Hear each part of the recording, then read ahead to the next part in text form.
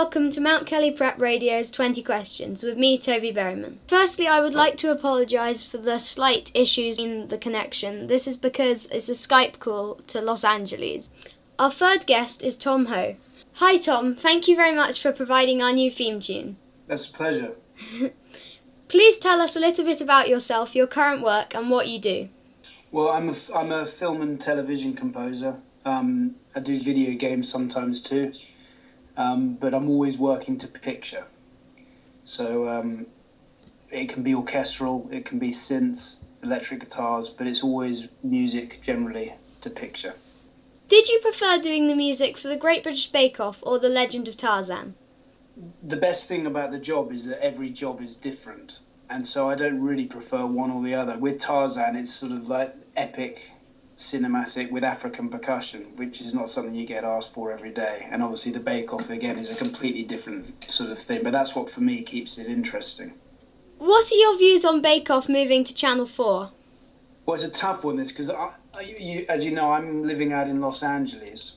So we're a bit sheltered from this in the media. So I've just been picking up snippets online through friends.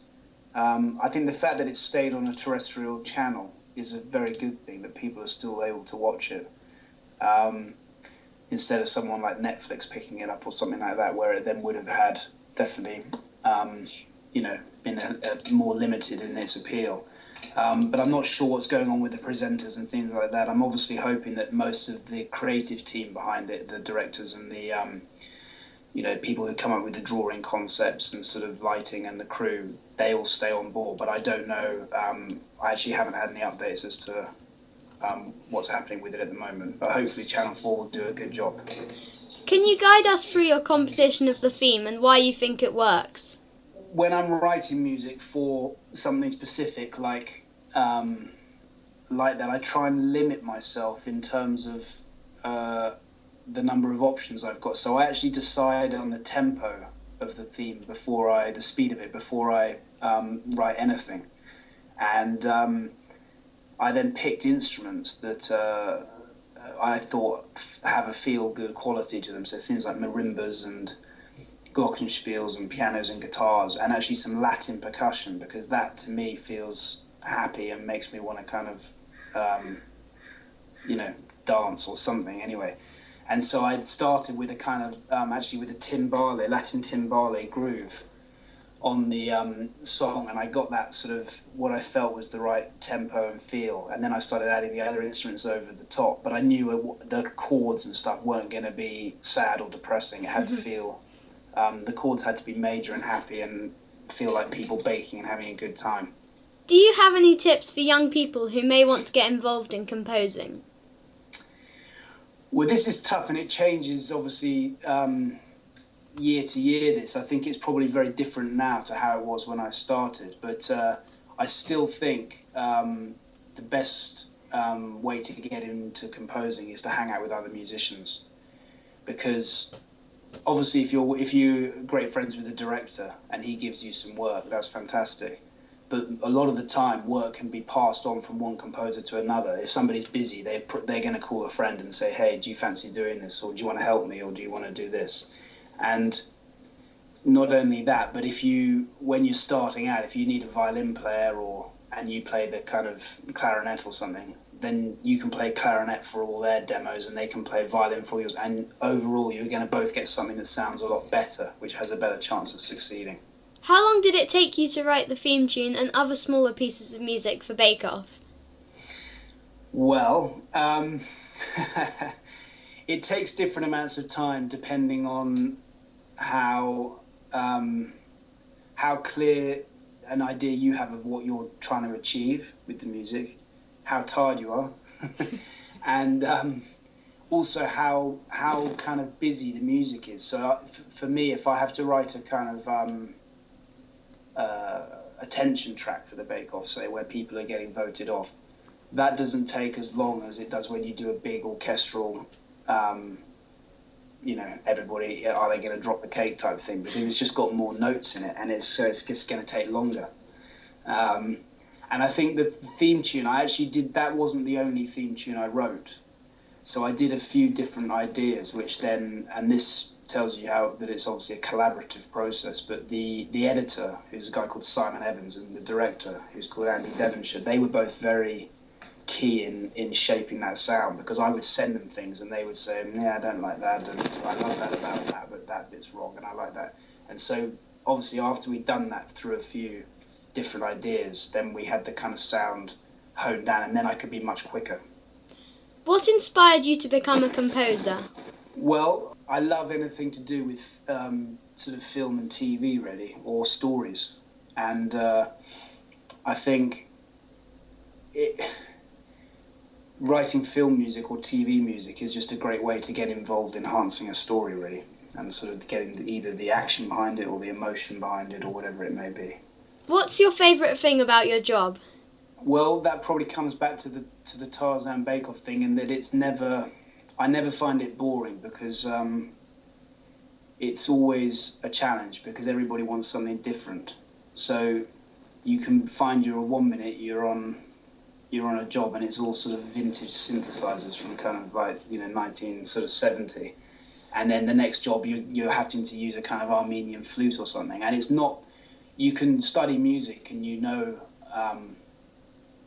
well, hopefully you learn more about instruments and instrumentation and orchestration, but every now and then often you're going to then find you're doing a job where somebody wants a sound from a kind of region or a time, an era, and you may not know that much about it, and then you've got to go back to your kind of books from school or whatever, or you've got to get on the internet and you've got to read about the ranges of that instrument and what it's capable of. And then I find, for me, that's really interesting, because then every time I finish a job I feel like I've learned something. Have you ever been to the Bake-Off tent? Sadly, I haven't. I have been asked, but as I'm in Los Angeles, it's a long way to go down from here to go to the tent. It would be a sort of a 12-hour trip probably, with a big time change. But I have been asked, and I would have loved to have gone and seen how they put it all together. Can you ever listen to music without mentally analysing it?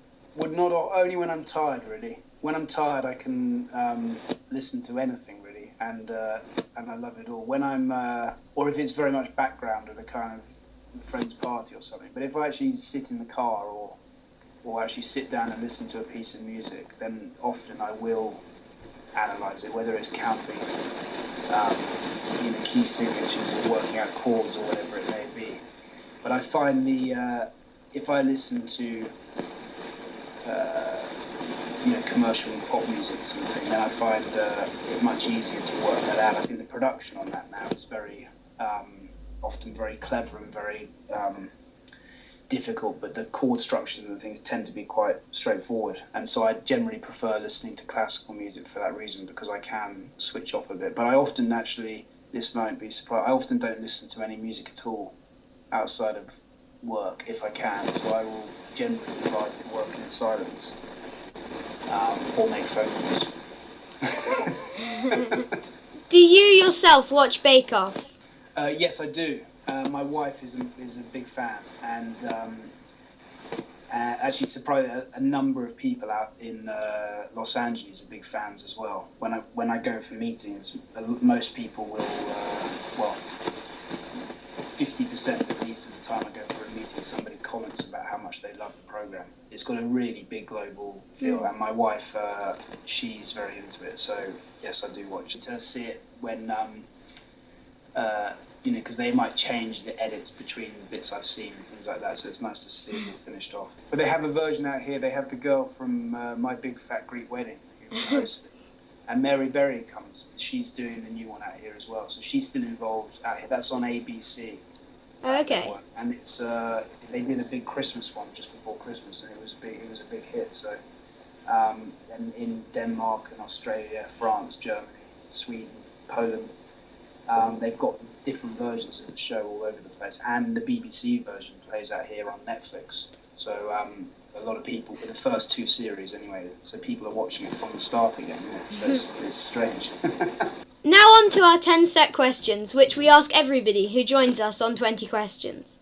What is your favourite piece of music? This is such a tough question, but I'm going to have to say two things actually. One for more personal reasons, and one, I think my favourite piece of music is probably The Planets by Gustav Holst, which I think is everything about it's brilliant. The themes are good, the orchestration's good. It's got, you know, kind of darkness and action, and then it's got light and the first piece, Mars, has been it's influenced many film scores. I can hear it a lot of the time in different films, so I love that. And my other piece I'm going to pick is a bit of an unusual curved left choice, but I'm going to say Life on Mars by David Bowie, because my dad played that a lot when I was growing up, and I think it's a brilliant song. I think the chords, the melody, everything about it I like anyway. So those are my two. If you could invite 3 people, dead or alive, to a dinner party, who would you choose and why? Oh, that's tough. I'd probably have David Bowie at my dinner party, because I talked to him about how I think his music's so different throughout his throughout his whole career. He kept reinventing himself as different kind of pseudonyms, really. So Aladdin Sane or Ziggy Stardust. I think he'd be really interesting to have a conversation with.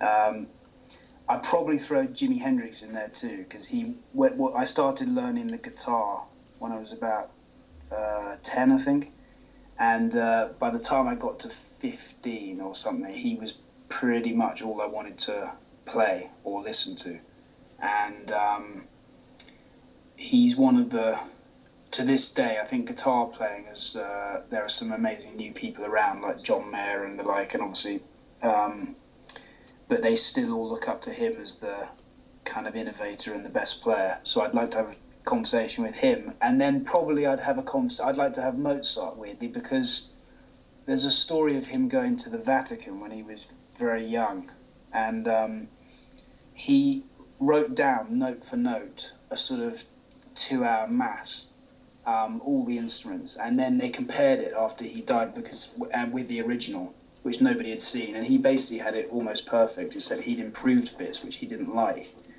and he was obviously a total genius, and I think I would like to have him around for dinner for that reason, you know. What is your favourite piece of literature and why? Good question again. I think probably War and Peace. Tolstoy. I read that when I was at school, and I've reread it probably 2 or 3 more times, and I think it's obviously a massive book, encompassing a pretty amazing time in history, but it's got it's got everything within it, really. You've got war, there's kind of relationship stuff going on, there's family stuff going on, there's change in hierarchy between the classes as time's moving forward, and the BBC made it into a TV series, and it's been made as a TV series before, but I thought the new one, they did a great job of trying to cover a huge amount of stuff in the beginning, relatively short amount of screen time. And I thought the music was very good. There's a guy called Martin Phipps, great score. But yeah, that's my favourite book. What is your favourite place and why? Well, I'm going to say something probably a bit boring here, considering the world's a big place, but I'm going to say Cornwall, because I grew up down there, really, and all my family holidays were there, and I got a lot of great memories, and it never really mattered what the weather was doing. We're kind of put in wetsuits and made to kind of get on with it, and I always had a great time down there, and even though I'm a long way from there, I got very happy memories of being there. What is your favourite piece of art and why? Well, again, this is a good question. I mean, I would say, obviously, all the traditional painters like Turner and the like. I love all of that stuff. But actually, recently I had to go down to San Diego, which is in California, here for some work, and I went to a gallery out there, and there were these photographs by a guy called Peter Lick, Lik, and he takes these photographs, but he backlights them as well, so the colours are just absolutely amazing. And I like any piece of art where there's light and shade, which is basically what music's all about too, I suppose, in terms of orchestration or themes. But he's brilliant. Anyone who's listened to this, I'd check him out. I think he's fantastic. So I'm going to say Peter Lick. What is the best piece of advice you have ever been given? I think the best piece of advice I've ever been given is that it'll work out. I think when you start off in any job, I think that there's a tendency, particularly if it's a creative job, whether it's writing copyright for kind of advertising slogans or books or painting or sculpting or whatever it may be. I think there's it's not a traditional career path where, you know, in 2 years' time you're going to get promoted from account something to being a manager, and then you're going to go on and be a director, and it doesn't have that path. And I think that after you've been doing it for a couple of years and you realise that it doesn't have that path, that can be very worrying. But I think if you enjoy what you're doing and you work hard, then it'll be fine and it'll work out. And somebody said that to me, and it kind of I thought, well, yeah, I do enjoy this. And whichever way it goes, you know, there's a story of Sting saying he used to play on cruise ships, and he said he would have been happy to play on cruise ships the rest of his life because he was having a good time. It happened that they then became a massive band, and he obviously went on and became one of the most famous people on the planet, but he would have been fine just playing jazz on a cruise ship. And I think that's kind of a good, you know, it'll work out however it works out, and it's going to be fine. If you weren't a composer, what do you think you would be? I think, well, when I was growing up, I wanted to be a stuntman on films. Maybe I was originally an actor and then a stuntman. And I think if I were not doing music, I mean, I would say something, you know, I'd like to go and be a kind of set designer or something like that. But I'm going to say something I would like to be a stuntman on an Indiana Jones film or something like that. That's what I want to be. What do you think your greatest achievement has been? Well, I mean, my 3 children is probably my greatest achievement. I think in terms of work, my greatest achievement was probably the moment I realised I could make a living at it. I could support myself and my family. That was probably my greatest achievement, I think. What do you love doing the most? I like skiing. Probably the most. I mean, I like writing music the most. I do that 24 hours a day. But outside of that, I like skiing, and that can be snow skiing or water skiing or whatever it is. As long as there are skis, I'm kind of happy with it. Do you have a hobby or secret talent? Yeah. Well, I play. I used to teach water skiing and. On a lake actually outside of London called JB Ski, which is the guy there was the European champion for many years, and I taught down there.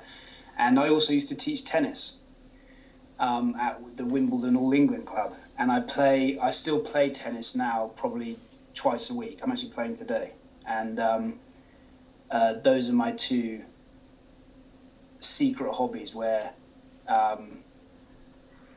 When people are, I'm rusty and I'm getting older, so I'm getting worse, but I'm still a little bit better than people expect me to be. Thank you for joining me on 20 Questions.